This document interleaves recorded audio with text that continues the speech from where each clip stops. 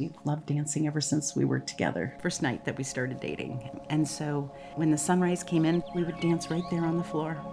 It wasn't a pretty sight some mornings, but he held me up. We were told that, your attitude is a big piece of your healing. We feel we have a very strong bond between the two of us, and at that moment, that's all we needed.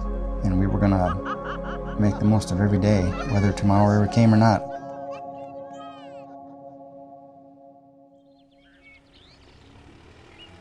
We both had our careers. We both were, passionate about those careers. We're just busy doing our thing, happily living life, raising a family. I honestly never felt ill. Rick did find a lump, went in and had a mammogram right away. I actually found out while I was caring for people with dementia. I was in a nursing home. My doctor called and he had the biopsy results. He just said, "Suzanne, I need you to know that this is not good. You do not want to look this up." The diagnosis was a very grim prognosis because of the aggressiveness of the cancer, stage 4. We're going to put you into a protocoled treatment in order to give you whatever time we can get you. It's overwhelming. It's almost paralyzing. Your mind races. It really does. It goes all over the map from what does this look like? How long do we have? Rick came in and he said, "I know you're deciding and I will do whatever you want to do. I will love until the end." And so we went the next morning, went into surgery instantly, and we were in chemo in 4 days from that moment. Well, her fear of the whole process, the changing of a woman's body, was very fearful for her in many ways. And I saw that and I heard that in her voice. And I just said, I want what's left. I will love what's left.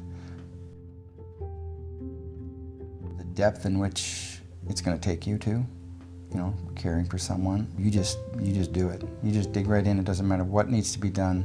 Get up every day, you're going to take care of this person. It's a commitment that is going to scare you, but when you're doing something for that person, it's so rewarding. I wanted to be the one doing it, not someone else. Well, we laughed at my baldness. We went to the salon as a family, and she shaved her head. And they jammed music. Everybody was proud of Mom rocking the bald.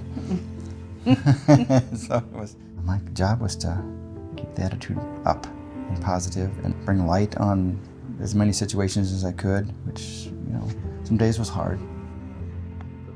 An important thing as a caregiver was having a community surrounding. I think that comes back to my circle of guy friends that were there for me every step of the way.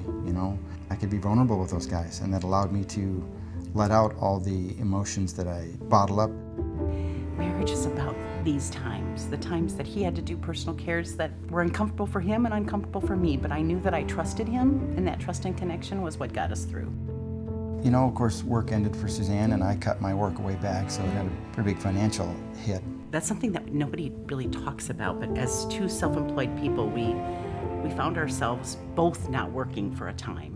It was just very eye-opening to us all of a sudden to realize that there were people always advocating and fighting for voices to be heard, and the National Alliance for Caregiving was one of them. They are there every day making sure that our stories are being told. Life for me is not looking at the monkey on my back. They have reminded me that I still have cancer and that this is not the kind that goes away, but it's a choice every morning to say, I'm not going to allow it to take over my perspective and my life and my attitude. I'm going to just believe today. Your commitment to me made a difference. Sacrifice made a difference. Your willingness to fight for us, for your family. You went through an awful experience, and you did it amazingly well. Made hard decisions, but you did it for the love of your family. And I certainly appreciate that.